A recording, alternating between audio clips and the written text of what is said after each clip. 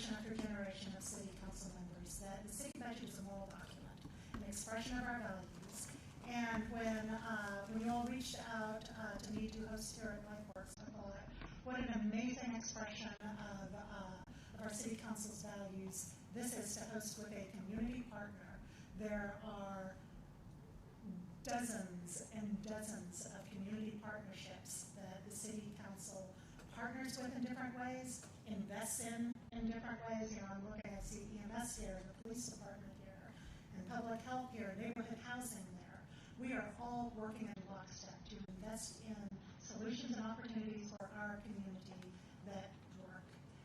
Today at LifeWorks, you know, I think the piece that's visible here is the work we are doing with youth and our leadership in partnership with so many other community organizations in the city in making youth homelessness rare, brief, and non-recurring.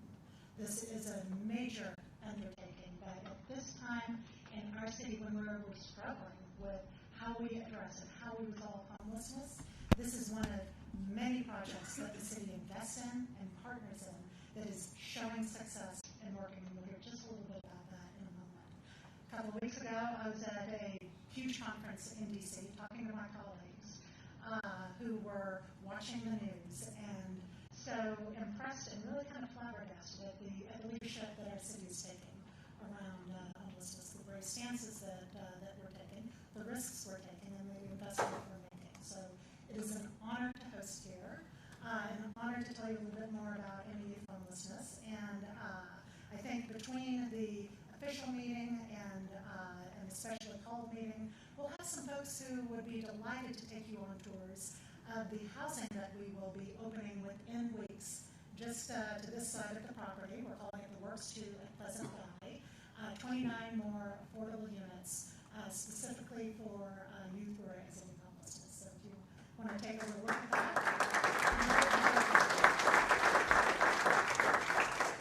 So with all of that said, I have the profound pleasure of introducing, I actually get to do this a few times a year, I get to introduce Lyric Wardlow. One day I will introduce her when she is running for Congress, and we'll see what I mean.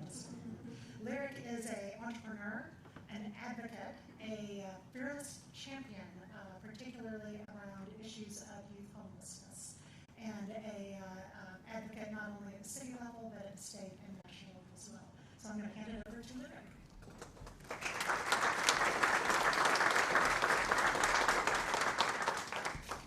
Hi, everyone. So as Susan said, my name is Lyric. I am an advocate, an entrepreneur, a leader, a young adult, and a once homeless girl living here in Austin. I was chosen to speak to you all today because I strive to support and be the voice of those of us that don't yet have the opportunities to be heard. And while I am not the face of what success will or should be for homeless youth, it is my responsibility to guarantee that our community services youth in the best ways possible, making sure that when decisions are made, someone like me has a permanent seat at that table. In this past year, Austin has had a 25% decrease in youth experiencing homelessness. That is a feat that could not have happened without the dedication from our city's officials, our community organizations like LifeWorks, Creatives of Austin, SAFE, and ECHO, but most importantly, our youth and young adults with lived experiences. Councils like the Austin Youth Collective and the Austin Homelessness Advisory Council are hard-working groups to dedicate voicing their knowledge and experiences to our city's goal of ending youth homelessness. The Austin Youth Collective has spread awareness throughout our community, throwing clothing drives at ACC. We've seen us, an initiative started to spread the word about what youth face during ACL each year. We speak at the Capitol to pass new legislation and attend conferences and meetings around our nation. It's just a small part of how the AYC is leading youth voice in Austin. And while we are proud to do this work, the choice of a full-time job with consistent pay versus ensuring change can be the deciding factor between how much we can be involved. And so what is my ask? In your roles as a city member, service provider, or just as an Austinite, do what you can in your roles to amplify and analyze the successes happening. give thought to where funding goes, and help ensure that youth have access to every opportunity possible.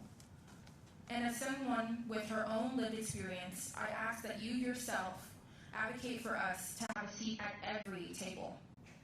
As an employee or an employer, as a mother or father, or just simply as a friend, you hold the power to make a difference for the young people living within our city, and hold the responsibility to do what is right for our next generation. Thank you.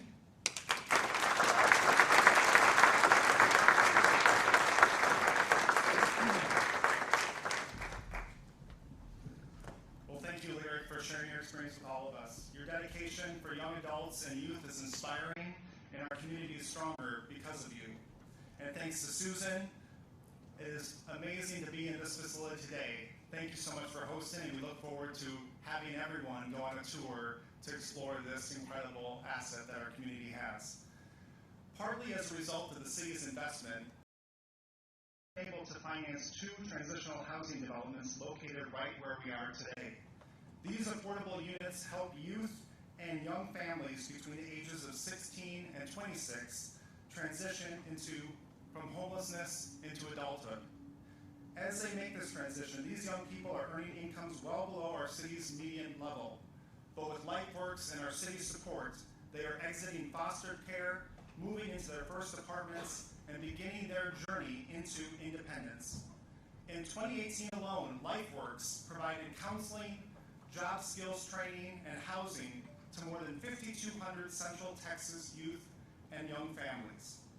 Each of LifeWorks' 21 programs, complemented by their collaborative research and advocacy efforts, have helped promote self-sufficiency for many of the most deserving young people. Later on, I do hope you join us on this tour, because city partnerships for frontline organizations like LifeWorks are critical to helping Austin address community challenges in the most effective way possible. Before going any further, I want to take a moment to recognize the City Council, Mayor Adler, Mayor Pro Tem Garza, and City Council members. It is through your combined vision and leadership on key city issues, your guidance on our strategic priorities, your tireless work ethic, and your selfless commitment to our community that Austin as one of the most livable cities in the nation. I can't stress enough how important your support and guidance is in setting our strategic priorities that it's been for me for the last 18 months. Please join me in thanking them for their service to the city.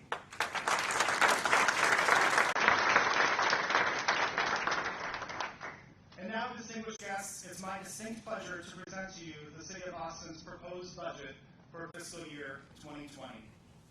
Council last year, with your guidance and leadership, a transformational budget that dramatically realigned our city resources with the vision and values you set forth in Strategic Direction 2020. We made a fundamental shift in how we think about the budget process. By placing your priorities at the center of the discussion and by collaborating more closely and earlier in the process than ever before with the city's Quality of Life Commissions, we were able to begin tackling some of our community's most pressing equity imbalances. This year, our mission is to build on these successes while at the same time bracing our city's budget against the future impacts of the state's decision to lower the cap on local property tax revenue growth. In anticipation of this conversation on local tax revenues, I took immediate action following the passage of last year's budget by directing financial staff, department directors, and our city to hold the line on any budget increases for fiscal year 2020 wherever possible. In addition, I asked all our departments to redouble their efforts on improving operational efficiency, continuing to refine their programs to better align with the outcome goals and metrics of Strategic Direction 2023, and to increase the equity of city service delivery. Finally, to the extent that departments have unbudgeted needs, I ask that they look for opportunities to meet those needs by reprioritizing existing budgetary resources as opposed to seeking new resources. I'm proud to say that as a result of this hard work and dedication of city staff, the budget being presented. I'm also proud to acknowledge the unprecedented level of collaboration that we've had with our boards and commissions this year. our budget engagement process started much earlier than usual and focused heavily on soliciting feedback from our boards and commissions on ways to improve quality and increase equity across the full spectrum of our city services. City staff collaborated on 9 community forums hosted by our Joint Inclusion Committee and ultimately received more than 80 distinct recommendations from 21 commissions, including 50 recommendations from our equity-focused commissions alone. I want to thank all our board and commission members who took the time to attend meetings with the city staff, provided inputs on the budget process, and offered so many well-considered recommendations. Please stand or raise your hand if you volunteer your time to serve on the city board or commission.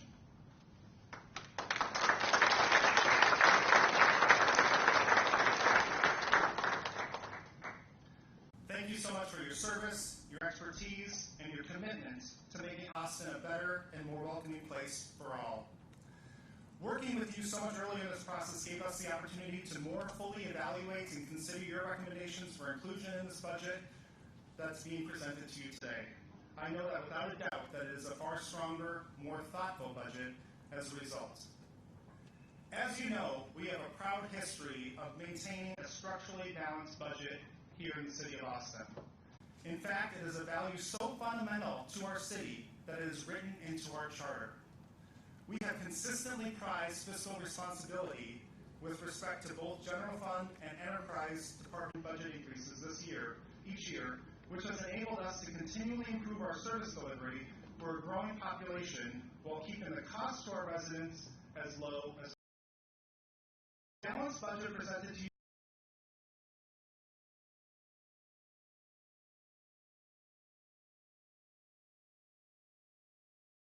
while providing an across-the-board increase to our city employees with no increase in their insurance premiums. I think we should give a round of applause for that as well.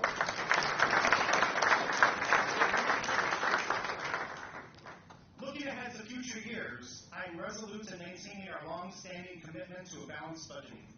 But recent action by the state legislature will make this task far more difficult. Simply put, by dramatically reducing the level of funding that our city can receive from property taxes, the new revenue cap will make it much more difficult for the city to fund our community's core priorities. It will be harder for us to add the additional police, fire, and personnel we need as our city continues to grow. It will be more challenging for us to absorb annual cost increases in wages, rent, and insurance premiums, and it will be especially difficult for us to maintain our current pace of progress on expanding access and opportunities to achieve more equitable outcomes for all of our community members. Although the new revenue cap does not formally bind us until next fiscal year, its implications loom over our crafting of fiscal year 2020 budget. We have an important and difficult choice before us today. Do we propose a more modest increase in tax revenues this year, as we did last year, and forego tens of millions of dollars of future revenue that kicks in? Or do we go to the full rollback rates as the lower and thereby better positioning the city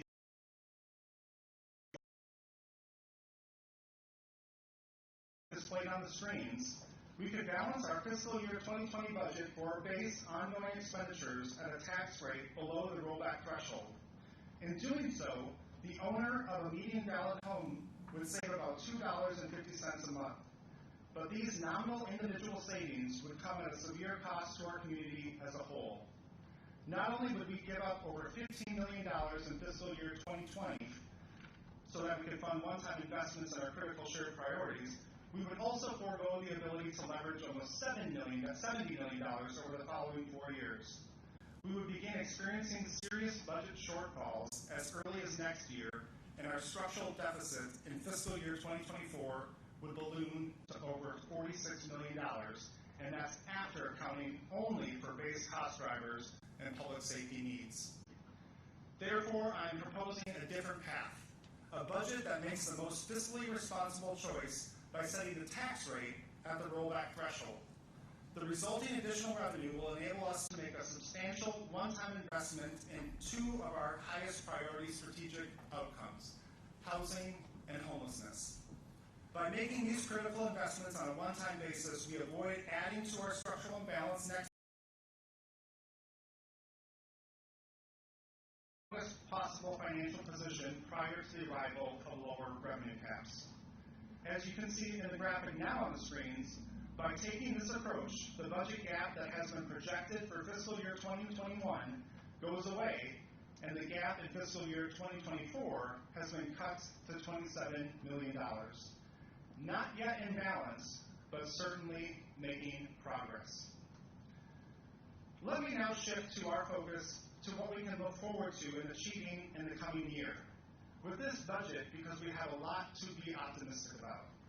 In keeping with strategic direction framework established last year, we have aimed investments established in primarily the areas of your top 10 indicators that you as council have identified. With consistent direction that ending homelessness is your top priority. We have responded to this direction with a budget that makes a historic commitment to achieving this moral imperative. As part of the total $876 million budgeted for this outcome area, citywide spending on homelessness-related services, support, and facilities will increase to nearly $63 million. This is $17 million more than in the current year and almost 3 times greater than in the first budget approved by the 10-month City Council 4 years ago. In recent years, Austin and its partners have made progress toward the goal of ending homelessness in our community.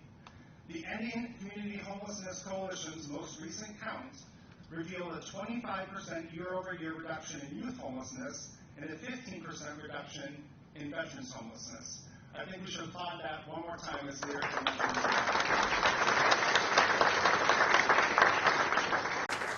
These results are especially significant that given over the same time, the city's population as a whole increased 21%.